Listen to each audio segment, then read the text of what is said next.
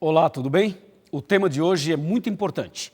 Ele fala da felicidade, fala da riqueza e fala também de um princípio de mordomia cristã, isto é, como o cristão pode ter uma vida feliz do ponto de vista espiritual e do ponto de vista material. O princípio é simples, em poucos minutos nós vamos deixar bem claro o tema de hoje.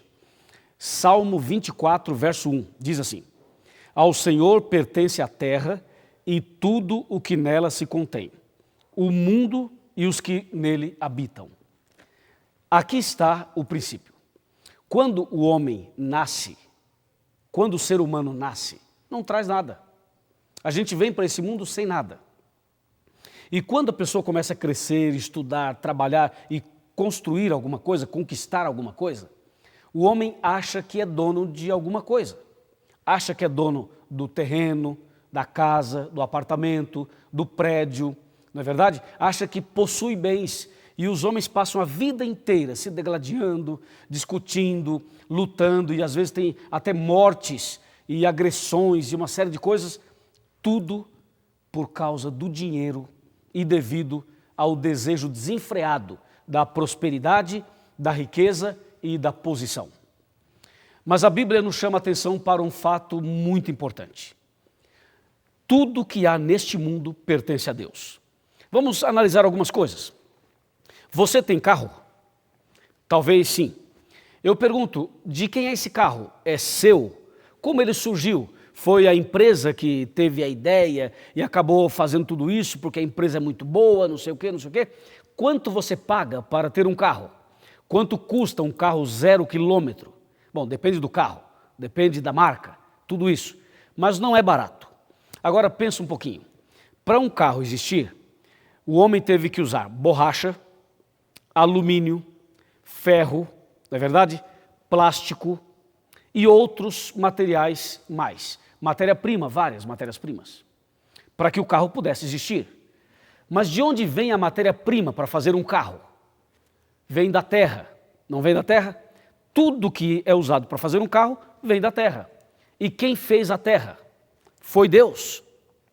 Então o carro só existe por causa de Deus. Se Deus não tivesse feito a terra e não tivesse colocado sobre a terra e diante dos homens toda aquela matéria-prima que o homem tira, trabalha e faz o carro não poderia existir. Assim é com um sofá, com uma mesa, uma cadeira, uma casa, um prédio, um avião, não é verdade? Até o dinheiro, uma nota. Tudo vem da terra. Ou vem do papel, da madeira, que vem da terra e assim por diante.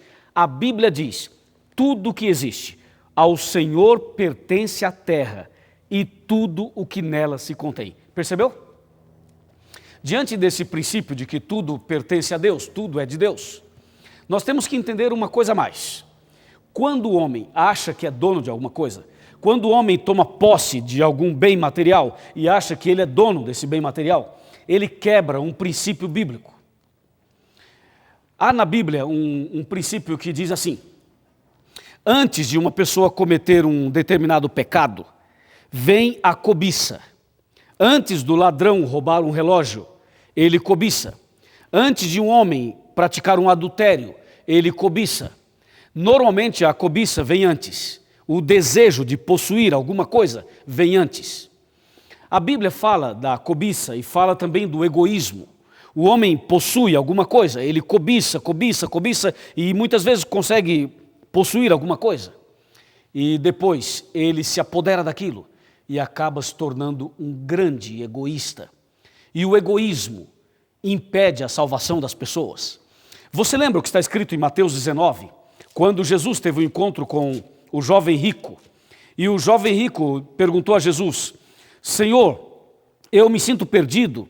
E ele faz uma pergunta muito clara. Veja o que diz aqui, Mateus 19, verso 16. Eis que alguém, era o jovem, aproximando-se, lhe perguntou: Mestre, que farei eu de bom para alcançar a vida eterna? Ele era rico e queria saber o que fazer para ser salvo, ter a vida eterna. Jesus respondeu: Por que me perguntas acerca do que é bom? Bom só existe um, se queres, porém, entrar na vida, guarda os mandamentos. E ele pergunta no verso 18, quais mandamentos? E Jesus responde, não matarás, não adulterarás, não furtarás, não dirás falso testemunho, honra teu pai e tua mãe, e amarás o teu próximo como a ti mesmo. O jovem replicou, no verso 20, tudo isso tenho feito desde a minha infância. O que me falta ainda? E Jesus responde, no verso 21, se queres ser perfeito, vai, vende tudo o que tens, todos os teus bens, dá aos pobres e terás um tesouro no céu. Depois vem e segue-me. O verso 22 diz, tendo, porém, o jovem ouvido esta palavra, retirou-se triste, por ser dono de muitas propriedades. Você percebeu? Esse jovem era muito rico e era uma pessoa que tinha princípios no coração, princípios bíblicos no coração. Porém, ele era uma pessoa muito egoísta, apegado aos bens materiais. E, na verdade, ele não tinha ainda passado pela experiência verdadeira de ter um encontro e um relacionamento com Jesus de verdade. E quando Jesus disse, vende tudo o que tens, na verdade, Jesus não queria que ele vendesse tudo, literalmente, e ficasse sem nada.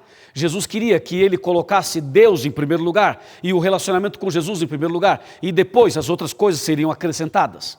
O problema é que para ele os bens materiais vinham em primeiro lugar. E quando isso acontece, de colocarmos os bens materiais em primeiro lugar, então Jesus acaba ficando em segundo lugar. E as pessoas ficam obcecadas pelo dinheiro, pela riqueza e pela posição. Por isso o Salmo 24 diz que tudo que existe pertence a Deus. Deus dá tudo para o homem. Veja no Jardim do Éden, por exemplo, Deus criou todas as coisas, chamou Adão e Eva e disse assim, de tudo que tem aqui vocês podem comer, tudo é de vocês. Somente desta árvore do conhecimento do bem e do mal vocês não podem comer, porque no dia em que comerem, morrerão. Veja, Deus deu tudo para o homem e pediu fidelidade numa pequena parte, mas Deus deu tudo para o homem. Assim acontece com a semana. Uma semana tem 7 dias. Deus diz ao homem, 6 dias trabalharás. E Deus dá 6 dias para o homem e pede que o homem não trabalhe somente em um dia. Percebeu? Mais uma vez, Deus dá tudo para o homem e pede fidelidade em uma pequena parte. No caso da semana, em um dia, o 7º dia, o sábado. Assim também é no princípio de fidelidade, de mordomia cristã. Esse é um princípio bíblico. Veja só o que diz aqui o livro de Timóteo. Paulo escrevendo a Timóteo. Observe o que ele diz. Fica aqui no Novo Testamento. 1 Timóteo, capítulo 6, versos 7 a 10. Está escrito, porque nada temos trazido para o mundo, e nem coisa alguma podemos levar dele. Tendo o sustento e com que nos vestir, estejamos contentes. Verso 9. Os que querem ficar ricos caem em tentação e cilada, e em muitas concupiscências insensatas e perniciosas, as quais afogam os homens na perdição e na ruína. Porque o amor do dinheiro é a raiz de todos os males, e alguns nessa cobiça se desviaram da fé, e a si mesmos se atormentaram com muitas dores. Você viu? Nada trouxemos para o mundo e nada vamos levar dele. Os que querem ser ricos caem em tentação e cilada. E a Bíblia diz, o amor ao dinheiro é a raiz dos males. Jesus não está dizendo que a pessoa não possa ter dinheiro, que a pessoa não deva ser rica. Claro que o cristão pode ser rico, e temos muitos cristãos ricos, abençoados por Deus. O problema não está na riqueza em si, o problema está em colocar o coração nos bens materiais. Jesus disse que o amor ao dinheiro é a raiz dos males. E você sabe, por amor ao dinheiro, por amor à riqueza, por amor ao poder, tem acontecido tantos conflitos e tantas guerras no mundo inteiro. O que a Bíblia diz é que o cristão, tendo o suficiente para viver, deve estar feliz, deve estar contente.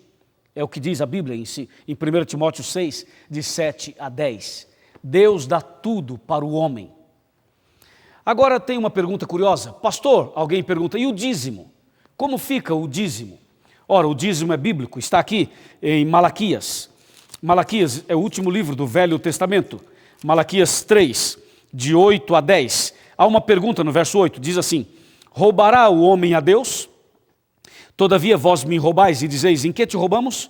Nos dízimos e nas ofertas. Número 9, com maldição sois amaldiçoados, porque a mim me roubais, vós a nação toda.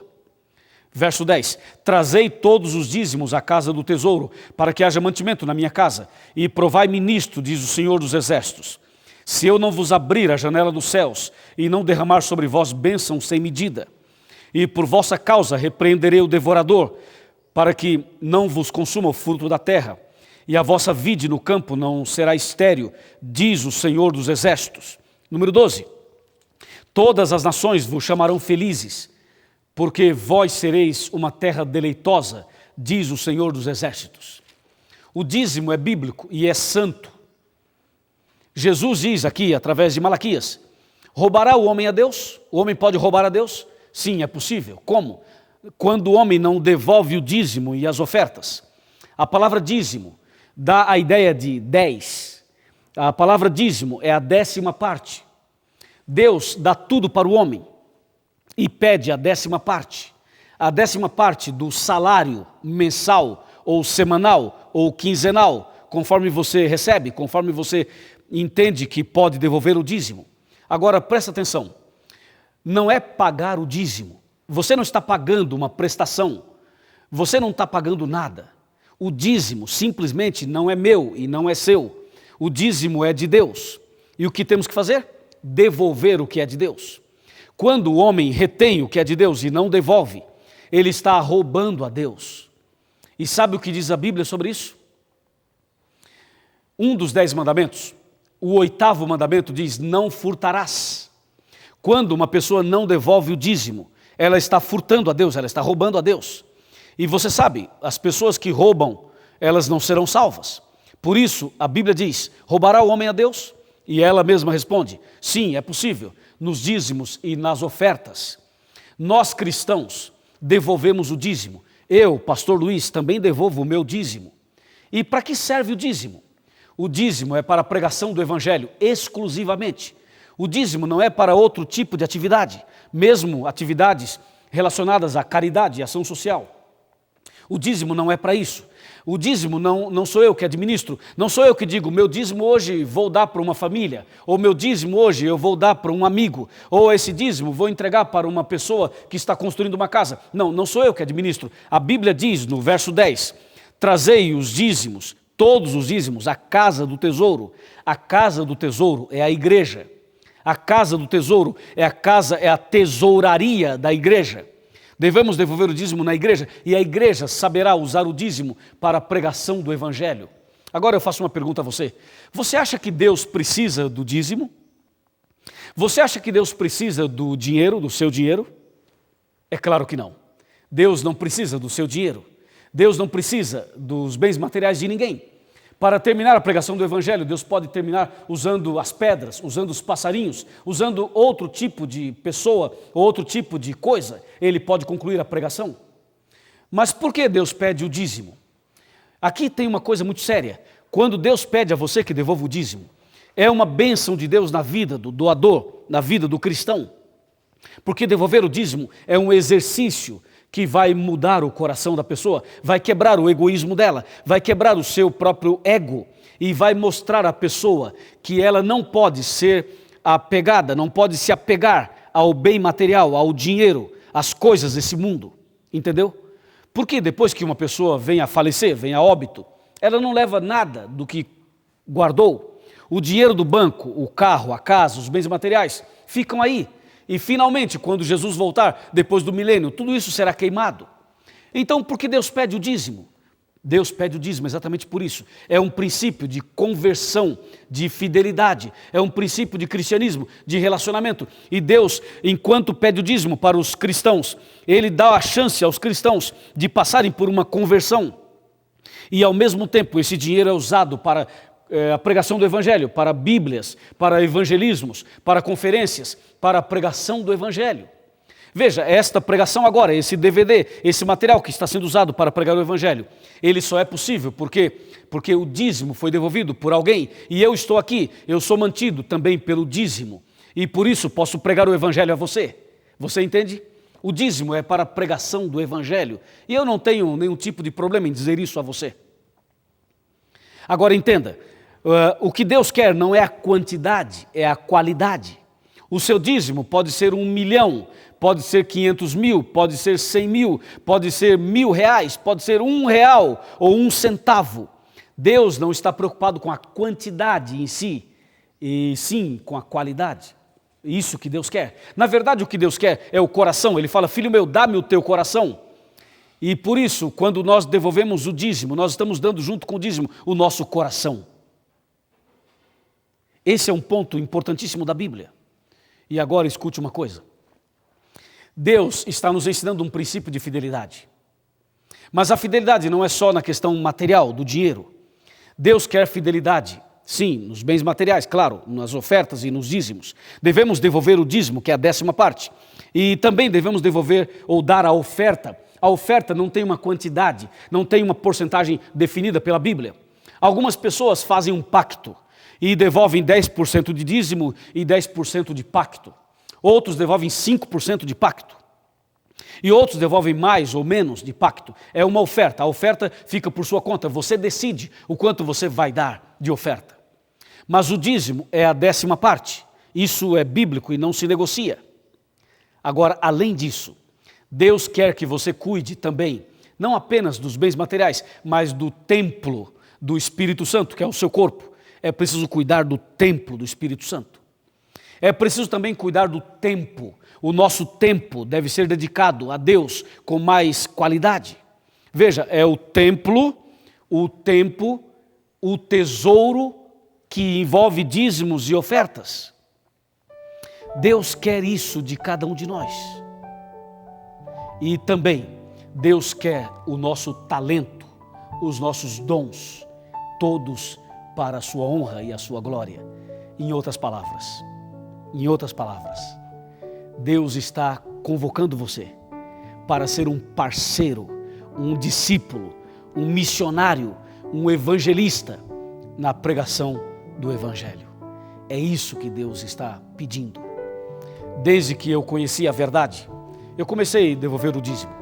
E já são mais de 20 anos que eu tenho devolvido o dízimo. Deus tem me abençoado muito. Milhares e milhões de pessoas no mundo inteiro devolvem o dízimo com sinceridade, com fidelidade. E Deus tem abençoado essas pessoas. Não queira você cair no engodo de que as pessoas que devolvem o dízimo estão engordando os cofres das igrejas. Não caia nesse engodo. Quando você devolve o dízimo, o dinheiro não é seu e não é meu. Se alguém cometer algum erro com o dízimo, esse alguém vai prestar contas a Deus. Mas você fez a sua parte. Você devolveu o que é de Deus. E isto é fundamental e ponto final. Quando Jesus voltar, Ele vai olhar para os filhos dele, os servos, os cristãos, e vai dizer assim: bem está, servo bom e fiel. Servo bom e fiel. E essas pessoas não terão nenhuma dificuldade em deixar tudo para seguir a Jesus. Quem se apega aos bens materiais não consegue deixar tudo no momento em que terá que deixar. Todos nós, um dia, deixaremos tudo e sairemos das grandes cidades, iremos para as cidades pequenas e para o meio do mato, das florestas, porque os cristãos serão perseguidos. E quem tem o coração nos bens materiais não conseguirão fazer isto. Por isso, meu amigo, comece hoje a devolver os dízimos e as ofertas. Isto faz parte do preparo para a volta de Jesus. Deus te abençoe e parabéns por esta decisão. Eu quero orar com você. Senhor nosso Deus, obrigado por esse estudo maravilhoso. Abençoa essa pessoa que estudou a Bíblia conosco hoje e que a partir de hoje vai devolver os dízimos e as ofertas. Eu entrego nas tuas mãos, em nome de Jesus. Amém.